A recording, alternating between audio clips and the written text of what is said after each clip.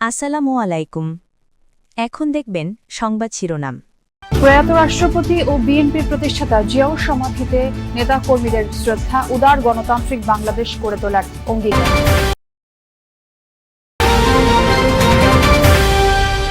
ত্রয়োদশ সংসদ নির্বাচনের দ্বিতীয় রোডম্যাপ প্রকাশ করল ইসি। ভোট কেন্দ্রে আইন শৃঙ্খলা বাহিনীর ক্যাম্প তৈরি না করার নির্দেশ। আজও নির্বাচন ভবন ঘেরাও ছাত্রদের। অনেকে সরে দাঁড়ালেও ভোটের মাঝে অনড় বিএনপির অর্ধশতাধিক বিদ্রোহী। ধানের শীষের বিরুদ্ধে লড়বেন বহিষ্কৃতরা, প্রার্থিতা বাতিল হওয়া আসনে। জুলাই অভ্যুত্থানে আনাস সহ চানখারপুলে ৬ জনকে হত্যার রায় কাল। মানবতা বিরোধী অপরাধ মামলায় শামীম ওসমান সহ ১২ জনের বিরুদ্ধে গ্রেফতারি পরোয়ানা। এতক্ষণ দেখছিলেন সংবাদ শিরোনাম, এখন দেখবেন বিস্তারিত। মনোনয়ন বাছাইয়ে সবসময় ছোটখাটো ভুল হয়ে থাকে এমন জানিয়ে নির্বাচন কমিশনের প্রতি আস্থা রাখতে চায় বিএনপি। দলের মহাসচিব মির্জা ফখরুল ইসলাম আলমগীর বলেছেন, যোগ্যতার সাথে নির্বাচন কমিশন কাজ করছে, আগামীতেও একই ধারায় নির্বাচনও পরিচালনা করবে। সকালে জিয়া উদ্যানের সমাধিতে শ্রদ্ধা জানানো শেষে বিএনপি নেতারা জিয়াউর রহমানের দেখানো উদার গণতান্ত্রিক বাংলাদেশ গড়ে তোলার জন্য শপথ নেন।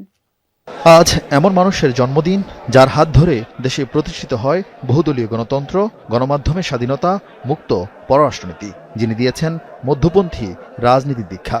সেই জিয়াউর রহমানের ৯০তম জন্মবার্ষিকীতে জিয়া উদ্যানে ঢল নামে বিএনপি ও বিভিন্ন সামাজিক রাজনৈতিক সংগঠনের নেতাকর্মীদের।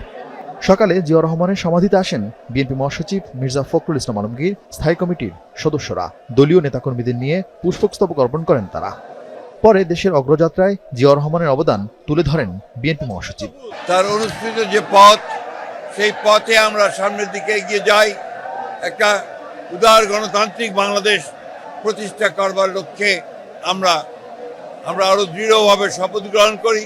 একটা ধ্বংসপ্রাপ্ত অর্থনীতির বাংলাদেশকে গড়ে তোলার জন্য, গণতন্ত্রকে প্রাতিষ্ঠানিক রূপ দেওয়ার জন্য আমরা আজকে এখানে শপথ নিয়েছি। কেউ কেউ নির্বাচনকে সামনে রেখে লেভেল প্লেইং ফিল্ড নিয়ে নানা আশঙ্কার কথা বললেও মির্জা ফখরুল এ নিয়ে কোনো অভিযোগ করেননি। বাছাই হয় তখন কিছু সমস্যা থাকে, এটা নতুন কোনো ব্যাপার না। আমরা এখন পর্যন্ত নির্বাচন কমিশনকে দেখেছি যে মোটামুটিভাবে তারা যোগ্যতার সঙ্গেই কাজ করছে। আমাদের যে সমস্যাগুলো দেখে আমরা মনে করেছি, সেগুলো আমরা গতকাল তার সামনে তুলে ধরেছি এবং আমরা বিশ্বাস করি যে নির্বাচন কমিশন যোগ্যতার সঙ্গেই এই নির্বাচন পরিচালনা করতে সক্ষম হবে। শ্রদ্ধার ফুলে ভরে ওঠে জিয়াউর রহমান ও খালেদা জিয়ার সমাধিস্থল। জিয়া দম্পতির দেখানো সততা আর দেশপ্রেম আগামীর বিএনপি ধারণ করে। ত্রয়োদশ জাতীয় সংসদ নির্বাচনের দ্বিতীয় রোডম্যাপ প্রকাশ করেছে ইসি। ২২ জানুয়ারি প্রকাশ করা হবে ভোট কেন্দ্রের গেজেট। আগামী ২৮ জানুয়ারি আইন শৃঙ্খলা বাহিনীর সাথে বিশেষ সভা করবে ইসি।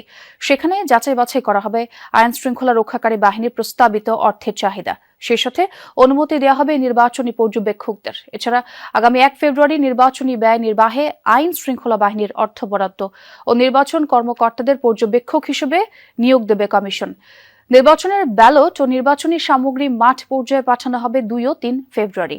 নির্বাচন কমিশনার আনোয়ারুল ইসলাম জানান, একটি ভালো প্রতিদ্বন্দ্বিতামূলক নির্বাচন হবে। প্রার্থীরা যেভাবে শুনানিতে নিজেদের বক্তব্য রেখেছেন, ভোটের মাঝেও তারা তাদের সেই ধারাবাহিকতা বজায় রাখবেন বলে মনে করে কমিশন। বিভিন্ন রাজনৈতিক দল তারা তো তাদের মত, তাদের বক্তব্য বলার অধিকার রাখে, বলছে, এবং আমরা সেই বিষয়গুলো খতিয়ে দেখছি। যখন যেই অ্যাঙ্গেল থেকে অভিযোগ আসছে সেই বিষয়গুলো আমরা খতিয়ে। অনেকেই সরে দাঁড়ালেও এখনো ৪০টি আসনে ভোটের মাঠে বিএনপির অর্ধশতাধিক বিদ্রোহী। তাদের বুঝিয়ে একক প্রার্থী নিশ্চিতে দলটির হাতে আছে মাত্র একদিন। এর মধ্যেই মরার উপর খাড়ার ঘা গুরুত্বপূর্ণ ৩ আসনে প্রার্থিতা বাতিলের ইস্যুটি। দলটির নেতারা বলছেন, ফ্যাক্টর হবে না বিদ্রোহীরা, আর আইনি লড়াইয়ে প্রার্থিতা ফিরে পাওয়ার চেষ্টা করবেন ৩ আসনের নেতারা। তফসিলের পর আসন ভিত্তিক প্রার্থী ঘোষণা করে বিএনপি।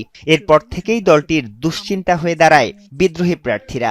দলটির হিসাবে দলের সিদ্ধান্ত উপেক্ষা করে অন্তত ৫২টি আসনে মনোনয়নপত্র জমা দিয়েছেন ৯১ জন, যাদের বেশিরভাগই পদধারী এবং সাবেক হেভিওয়েট নেতা। বিদ্রোহী ঠেকাতে ৩০ ডিসেম্বর দলটির সাবেক চেয়ারপারসন খালেদা জিয়ার মৃত্যুর দিনেই বহিষ্কার করা হয় ১১ নেতাকে, কিন্তু তাতেও সুফল মেলেনি। শেষমেশ সরাসরি হস্তক্ষেপ করতে হয় দলীয় প্রধান তারেক রহমানকে। বেশ কিছুদিন ধরে বিদ্রোহীদের ডেকে বৈঠক করছেন তিনি। চেয়ারম্যানের আশ্বাসে এর মধ্যেই ভোটের মাঠ থেকে সরে দাঁড়িয়েছেন অন্তত 10 জন। দলের সিদ্ধান্তের বাইরে যাওয়ার তো সুযোগ নাই, এখনো সময় আছে, তারা সময় মতো সিদ্ধান্ত নেবে, সেটা আমরা বিশ্বাস করি। আর কেউ যদি সিদ্ধান্ত না নেয়, সেটা আমাদের যে দলের গঠনতন্ত্র অনুযায়ী তাদের বিরুদ্ধে স্বাভাবিকভাবে দলের তো একটা সিদ্ধান্তে আসতে হবে। এর উল্টো উদাহরণও আছে। তারেক রহমানের সাথে বৈঠক করেও ভোটের মাঠ থেকে সরে আসেননি ঢাকা 12 আসনের বিদ্রোহী প্রার্থী সাইফুল আলম নীরব। এখনো সক্রিয় বহিষ্কৃতরা। বিদ্রোহী দমনে বেশ কয়েকটি উপজেলা ও জেলা কমিটিও বিলুপ্ত করেছে দলটি, কিন্তু তারপরেও মাঠে রয়ে গেছে আরো অর্ধশতাধিক বিদ্রোহী প্রার্থী। দিনের শেষে দলের যে সিম্বল, দলের যে সিদ্ধান্ত, তার বাইরে বাংলাদেশের জনগণও যায় না, দলের নেতাকর্মীরাও যায় না। খুব ছোটখাটো অংশ, এগুলো নির্বাচনে এতে কোনো প্রভাব থাকে না। আওয়ামী লীগের আমলে ডিজিএফআই এর গোপন বন্দিশালা জয়েন্ট ইন্টারোগেশন সেলে 26 জনকে গুম, নির্যাতনের মামলায় শেখ হাসিনা, তারিক আহমেদ সিদ্দিক এবং 11 জন সাবেক ও বর্তমান সেনা কর্মকর্তার বিরুদ্ধে সূচনা বক্তব্য ও সাক্ষ্য গ্রহণ চলছে। গুমের শিকার হওয়া হুম্মাম কাদের চৌধুরী দিচ্ছেন সাক্ষ্য। আন্তর্জাতিক অপরাধ ট্রাইব্যুনাল 1-এর বিচারিক প্যানেল সাক্ষ্য গ্রহণ অনুষ্ঠিত হবে গত বছরের 7 ডিসেম্বর। 13 জনের বিরুদ্ধে রাষ্ট্রপক্ষ অভিযোগ গঠনের শুনানি শুরু করে। মামলায় সুনির্দিষ্ট 5টি অভিযোগ আনা হয়। শুনানিতে রাষ্ট্রপক্ষ বলেন, জিআইসি সেলে শত শত মানুষকে বন্দী করে নির্যাতন করা হয়েছে। আব্দুল্লাহ হিল, আমান আজমি, মাইকেল চাকমা সহ 26 জন নির্যাতনের পর মুক্তি পান। সকল গুমের নির্দেশনা দিতেন শেখ হাসিনা, তার সেনা কর্মকর্তাদের দিয়ে বাস্তবায়ন করতেন তারিক আহমেদ সিদ্দিক।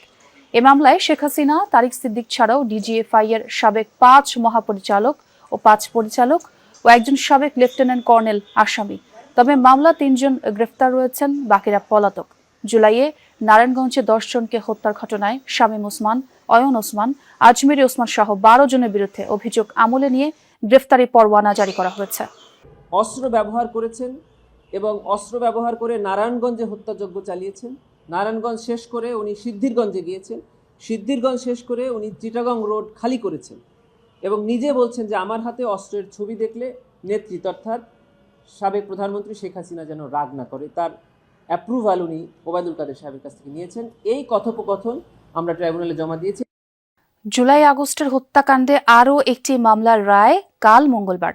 চানখারপুলের শাহরিয়ার খান আনাস সহ 6 জন হত্যায় ডিএমপির সাবেক কমিশনার হাবিবুর রহমান সহ 8 পুলিশ কর্মকর্তার রায় ঘোষণা করবেন ট্রাইব্যুনাল। গণঅভ্যুত্থানে চালানো হত্যায় এটাই পুলিশের বিরুদ্ধে প্রথম রায়। প্রসিকিউশন বলছে, অকাট্য সাক্ষ্য